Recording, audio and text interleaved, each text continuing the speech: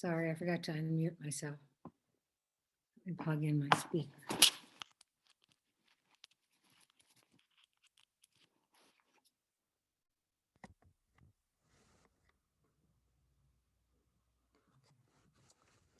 Can you hear me now? Not just moving my mouth.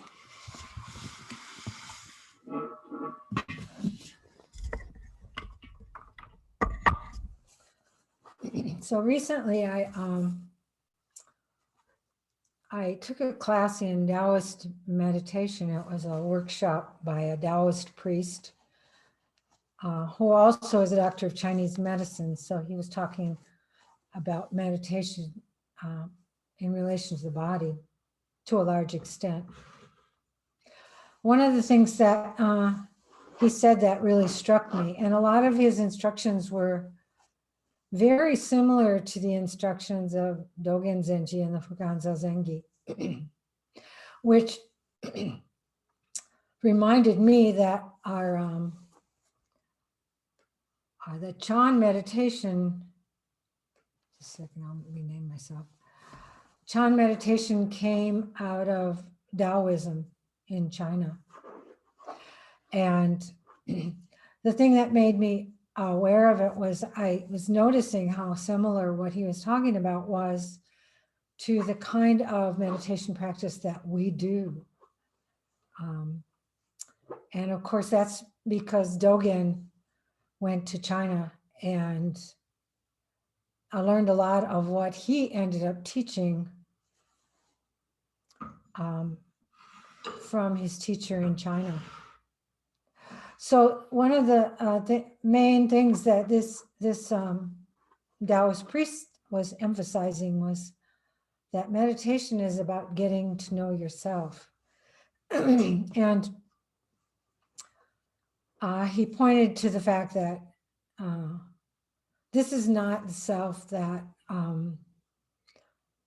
we define according to what other people's expectations are, or what our the social expectations are. This is getting to know what is the most important thing in our lives. What is the most important thing to us? And it brought me right back to one of my first experiences of meditation, which was that I recognized that I recognized how much I compromised myself in my interactions with other people, and how sometimes I'd walk away from a conversation thinking, why did I agree with that? I don't really agree with that.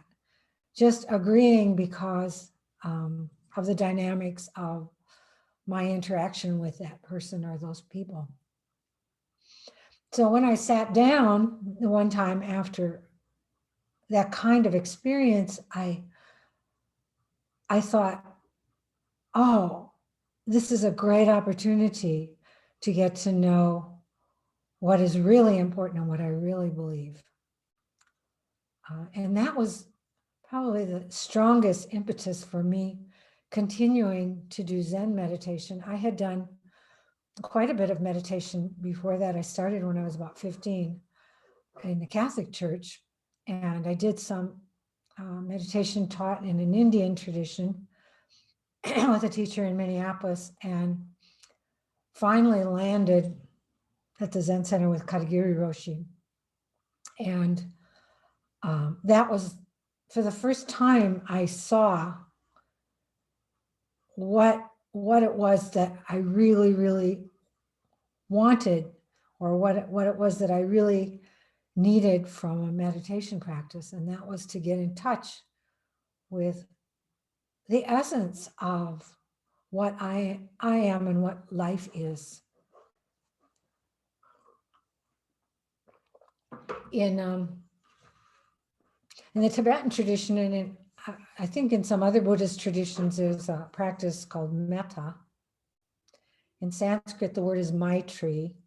It's not, I've never encountered it in my training in Zen, in Soto Zen Buddhism, although it's certainly not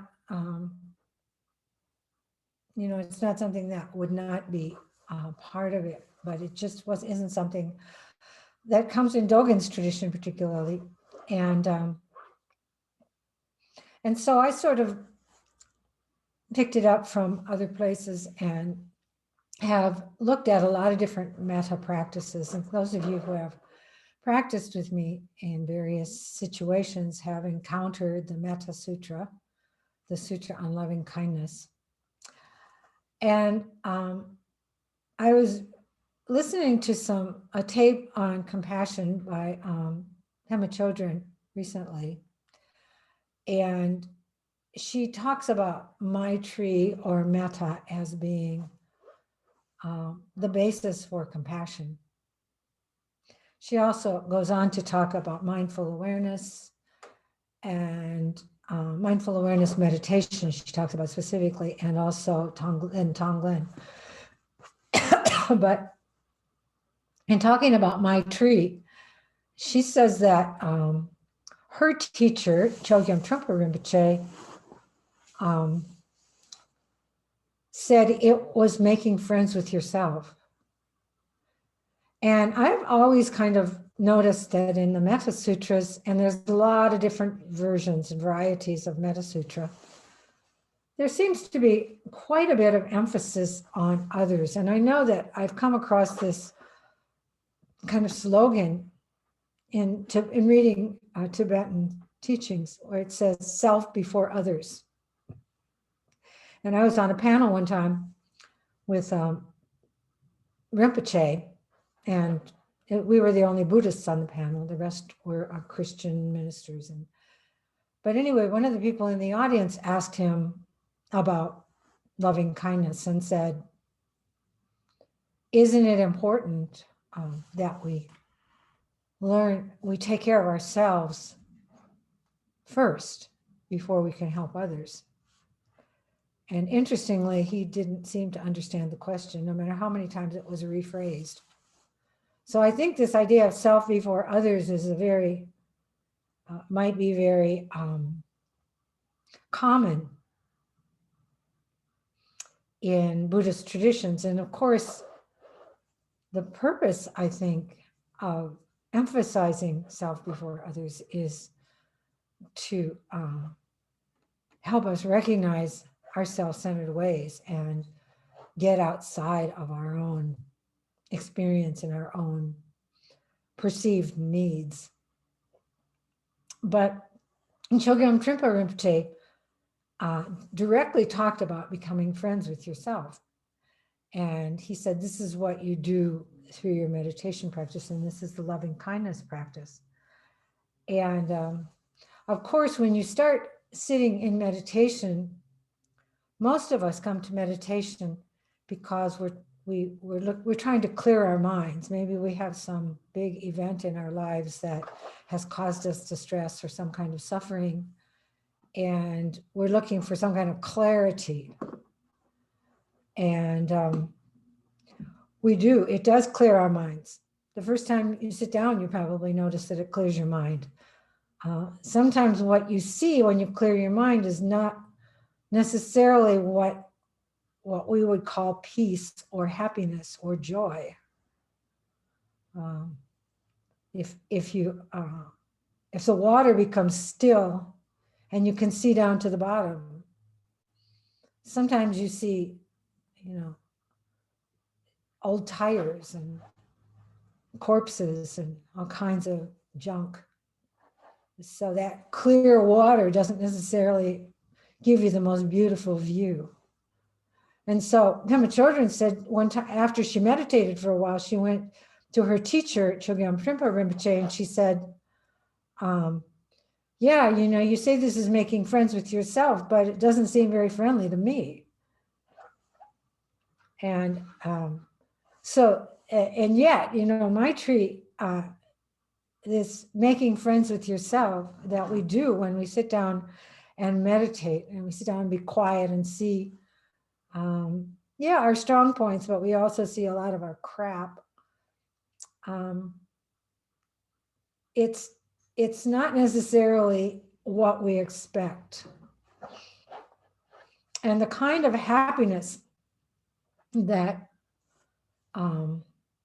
comes about as a result of our meditation practice is not what we necessarily perceive is going to happen, particularly when you're practicing with others. And in Dogen's tradition, he really emphasizes practicing with others. And so that we don't just see our my teacher, Katagiri Roshi, said it was so we don't just see our practice from our own point of view. We're not just judging what we see or what we understand about our past from our own recycled understanding. And I have found that when I sit with other people, and of course, we're never sitting alone, even if we're sitting alone, because there's all those other beings that are present. But when we sit with other people, it brings up a lot of issues. But it also, I think, brings up some insights, because whether we can recognize this or not in our culturally influenced thinking, we can communicate in silence. One of the biggest complaints I get at our retreats at Southern Dharma is that people feel that they don't get to know each other because we're silent for the entire retreat. And this one always baffles me, because to me, it seems like I get to know people better in silence, that there's a lot more communication in silence than when we're talking. There's a lot more potential for misunderstanding when we talk to each other. You know, we all have different, every time somebody complains about a translation of something, I have to shake my head, because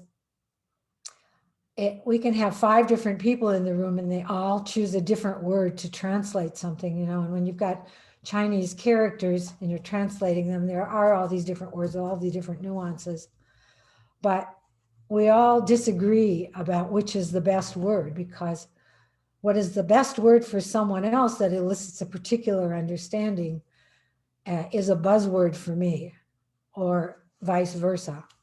And so I've given up on trying to retranslate some of these things. I mean, there's some words that we all agree are very difficult because of our cultural understanding or because of the English language, but the words can be very deceptive. I may use a word that I think is really just the perfect word and for something to express something, and somebody else will get a completely different reading on it. So this silence is with others is a great opportunity to share insights and to experience the kind of Sangha practice that really helps us to grow. So this becoming friendly with ourselves is really the intimacy that we gain when we're sitting quietly, and sometimes I say facing our own demons, but looking at what it is that we really are. And it's not just facing our own demons, but that's the part that sort of pops out, because that's the part that we want to get rid of and that we don't like. In Buddhism, there's something called 8 worldly dharmas. And these point to feelings of pleasure and pain, these opposites, pleasure and pain, loss and gain, praise and blame, and fame and disgrace, or you could say victory and maybe failure or something like that. So pleasure and gain, pleasure and pain, loss and gain, praise and blame, and disgrace and fame, kind of rhymes. Those are called the 8 worldly dharmas. And the practice causes us to get in touch with all of these things. But of course, when we experience pain, We'd rather have the pleasure. So we lean towards the pleasure. When we experience loss, we want to figure out, what am I doing wrong that I'm not getting what I want to get, or not getting what I think I should have. Even if we think, I came to the practice thinking that I had no expectations. And I found out over time that all of the expectations that I had and how much they were interfering with my ability to really be honest in my interactions with other people.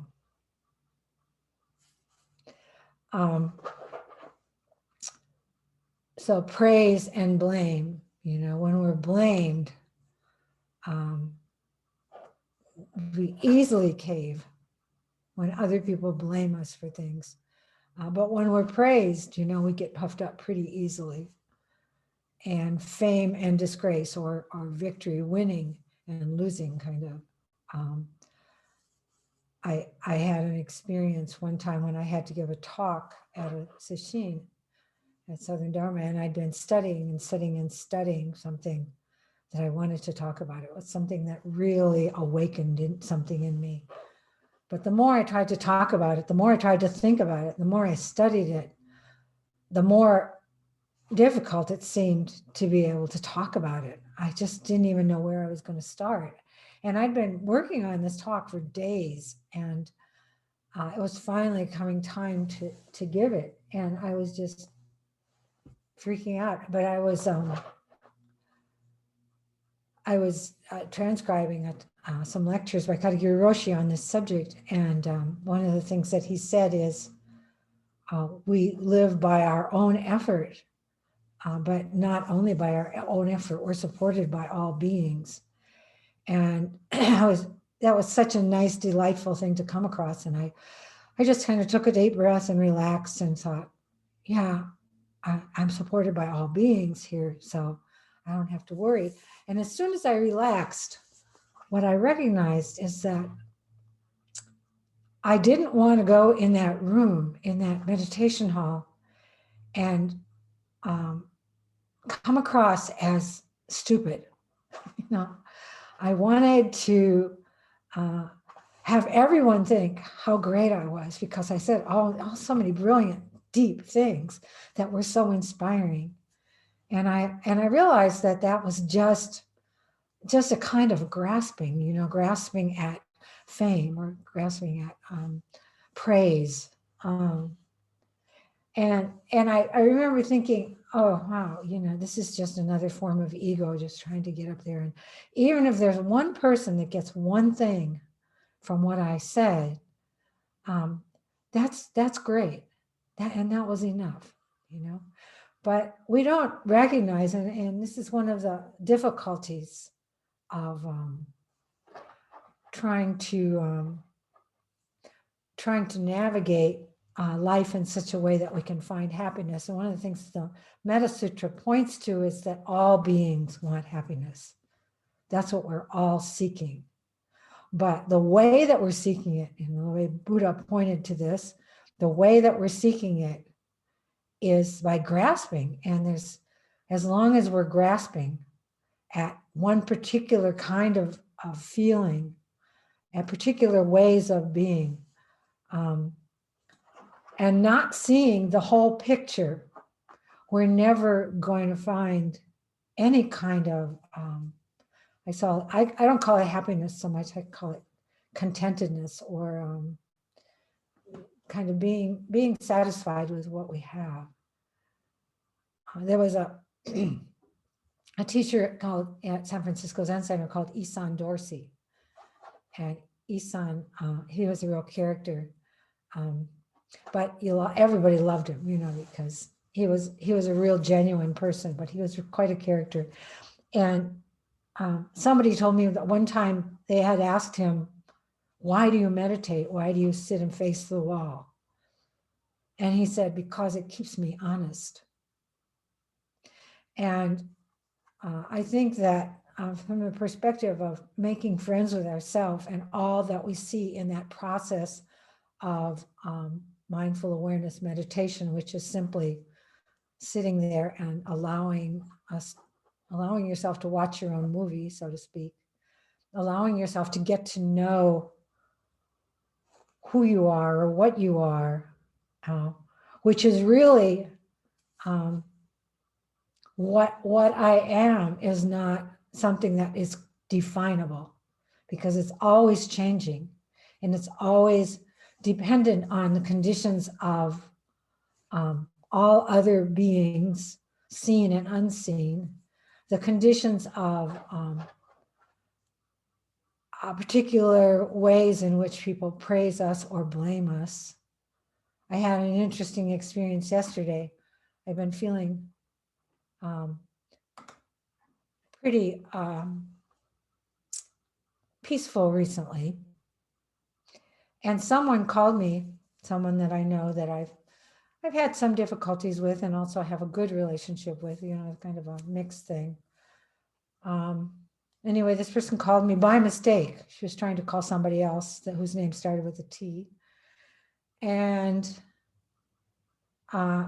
just the conversation in various ways, things that she said to me, just completely threw me into a negative state. Because a lot of the things that she was saying kind of made me feel bad about myself. And she wasn't trying to do that. It just, that's the way that I understood it. And so when I was thinking about this, I was thinking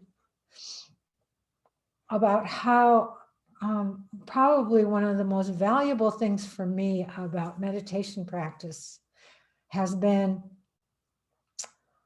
that when I see things about myself, or when I feel that kind of discomfort, or I react in those ways, I know that those are things that are really, really beneficial to me in helping me be honest with myself.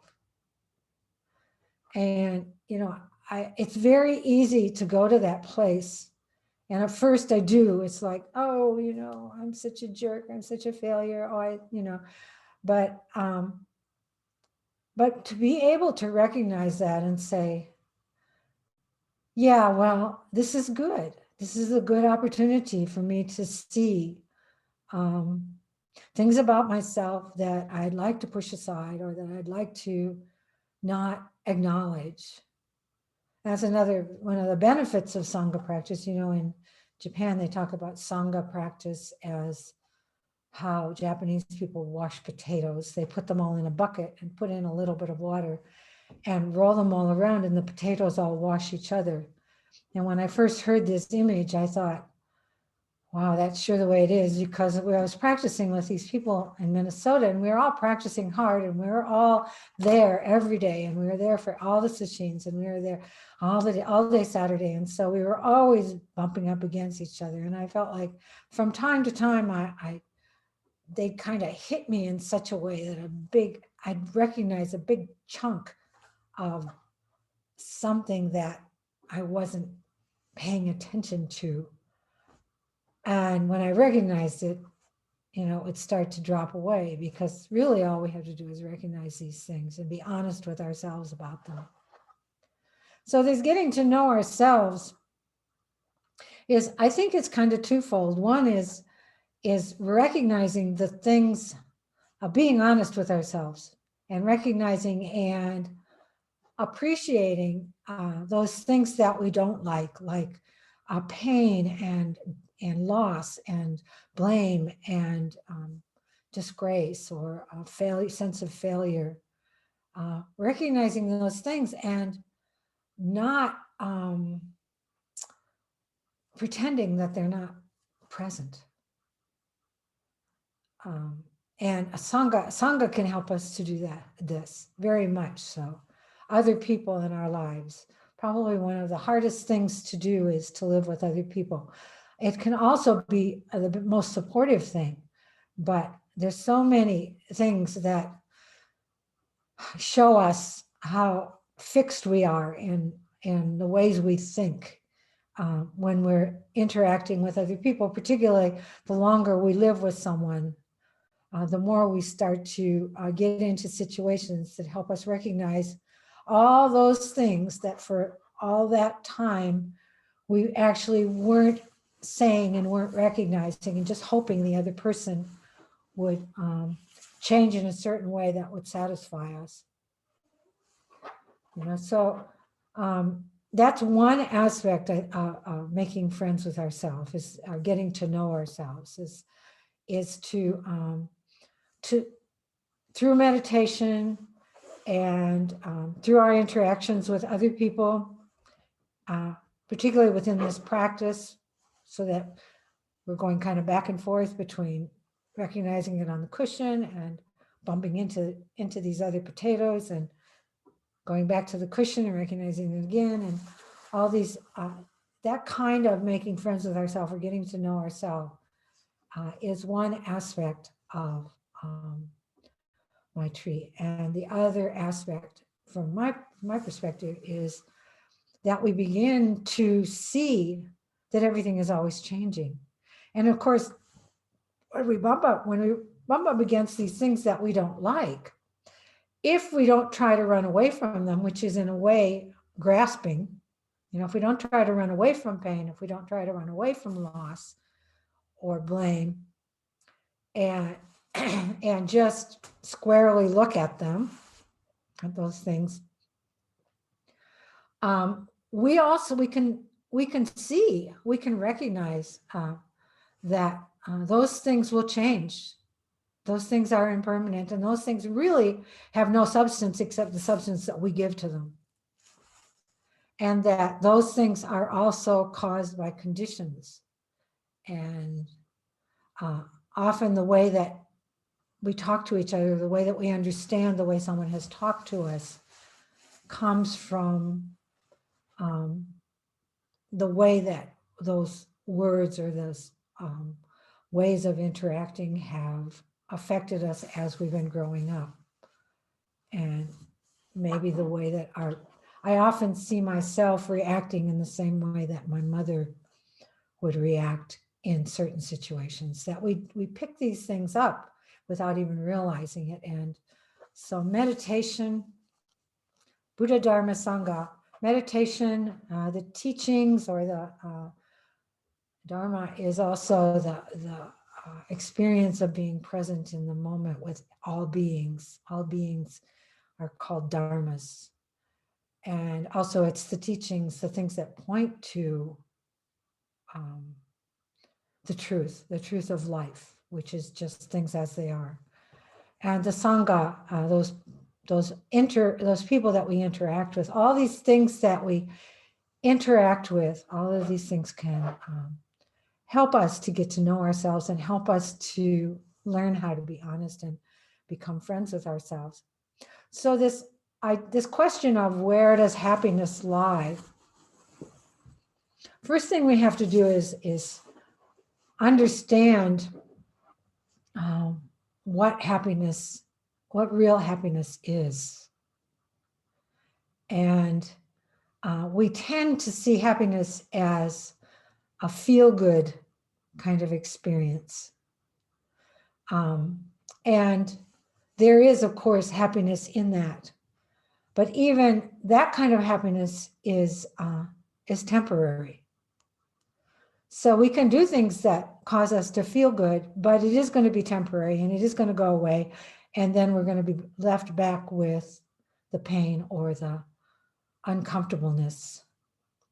So to be able to really feel this sense of contentedness, or I call it contentedness, and maybe contentedness has the same problems as the word happiness. But I feel like what helps me find a kind of a balance so that I don't fall off in one direction or the other is just learning to see those things, learning to acknowledge those things that I'm doing that are creating my own suffering, and that are also creating suffering for other people. Because frequently, almost always, I find that the things that that I'm doing that are creating suffering for me eventually show themselves as creating suffering for others. So, and this in Buddhism, this is at least in Zen Buddhism, this is called repentance. This is the practice of repentance, that acknowledgement. And in Buddha's time, they actually got together on every full moon and acknowledged in the community things that they recognized themselves that were creating suffering for others. And it's a very nice practice, which I'm trying to figure out how to introduce that here at Great Tree on the full moon, because we don't live together. But maybe that kind of acknowledgement can still come up. I did this repentance practice in a monastics gathering. I wrote about it. Some of you may have read about what I wrote. But what we did was we broke into small groups of 4 people each, and each one of us would say, could say something that we do, or we recognize in ourselves that we do, that causes suffering for others. And I was feeling very uncomfortable about it because I didn't know these people very well. But I didn't start. Fortunately, I was the last one. And as we went around and people were saying the different things, and of course it was very general, it wasn't real specific, but all of these things, everything that everybody said resonated for me. I was like, oh yeah, I do that. Oh yeah, I do that. And I noticed that when I said what I had to say, everybody was kind of shaking their heads. So, we can recognize and acknowledge things. And when we do, I think it does a couple of things. One is that other people can feel their own experience in what we're saying, and it brings us together. It's the suffering and the pain actually that really connects us a lot of times, when we recognize that we're all suffering in the same ways, that we all have the same kind of difficulties, that we're all creating the same kind of suffering for ourselves. It connects us. But another thing that it does is I know that, people, when I live with people and something they're doing is annoying me, when they say something to me, like, I know that I'm doing this, it really softens the way that I am reacting to them, because I know that they're really trying to make a change, that they're really recognizing it. And change does not come about quickly sometimes. Some of the habits that are embedded in our consciousness, that even when we're able to recognize them, we don't see every aspect of them. And so sometimes it takes a while to unpack these things and notice these things. And it's not a matter of thinking about it or concentrating on it a lot. It's about sitting down and shutting up and just letting ourselves be present with ourselves. And so I'm talking about this from a very kind of negative perspective about we need to accept our pain, we need to accept our loss, we need to acknowledge and accept, others' blame or our feelings of failure. But there are 2 things I want to point out about this. And one is that, as what I said earlier, that by seeing these things and seeing things we don't like about ourselves, I remember one time I was sitting at the Zen Center of Asheville, and we were having an all-day sitting. And just before I got up at the end of the last sitting, I saw something in myself which I had recognized again and again and again and again. And I thought, oh man, after all these years of meditation, I'm still doing this. I'm still thinking like this. And then my next thought was, oh, well, I just have to keep working on it. And it brought me such a sense of relief to realize that that it wasn't a permanent definition of myself, that even after all those years of thinking that, thinking in that way and continuing to act in that way, that there was still a possibility of change. I think that is such a hopeful kind of thing. And the other aspect of it is that even though those good, positive experiences will pass, they too are impermanent. If we don't try to hold on too tightly, we don't have to experience the suffering and the misery of when we lose them. If we recognize their impermanence, if we recognize the impermanence of those good moments of pleasure and gain and praise and fame or victory or something like that, if we recognize their impermanence, then we can just enjoy them and just allow them to go away in their own time, but we can still really enjoy them and not have to worry about holding on to them, and not have to think that it's even possible to hold on to them. So, that's life. Life is always bringing us both of those things. And we really wouldn't even have these sets of opposites if both things were not present in our lives. So for us to try and lean in one direction doesn't even make any sense. So where does happiness lie? I feel that it really lies in this ability to recognize that things are always changing and to kind of, as they say, go with the flow, just kind of ride on the waves of the water, even though the water may be churning a lot. If you look at, I was just staying out at the river in January. I stay in a cottage out by the river, and I have this new little dog, as some of you probably all know that. And she tends to, she's 8 years old, and she evidently was taught to poop and pee inside the house, because I've had to untrain her from doing that. So what I do is I take her out 4 or 5 times a day. And I'm kind of grateful for having to do this, because especially when I was at the river, I saw the river at so many times of the day and the night, and how much it changed, how different it was, and yet how exciting and beautiful and dynamic it was, because it was really moving all the time. But if it was raining a lot, it was just, crazy and wild. And if it wasn't raining so much, it was much more, sedate, but it was always moving, and it was always beautiful.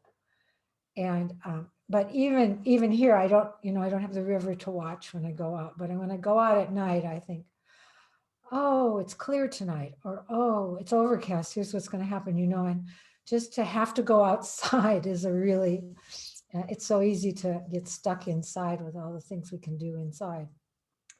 So this happiness, I think it lies within our ability to see life as it really is, to see ourselves and how we think, and to recognize our happiness, recognize the things that bring us joy, and to enjoy those things, and to also be able to acknowledge our pain and how we create that for ourselves.